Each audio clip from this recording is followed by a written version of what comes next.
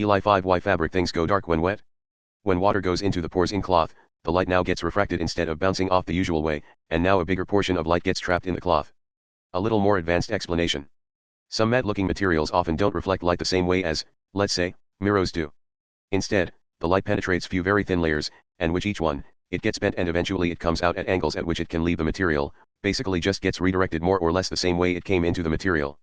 Only some wavelengths of light are bent just enough to get redirected back, so this is why we see different colors of cloth. This is basically what dyes do, change which wavelengths get refracted. With water into the mix, the refractive index changes, and the light loses more energy, not per photon, but the number of photons that get turned around is lower. Less energy in the light, without changing the frequency of it, means darker colors. Does this mean that wet fabric fades more quickly from sunlight? When fabric gets wet, the water molecules fill up the tiny spaces in the fabric, blocking out light and making it look darker.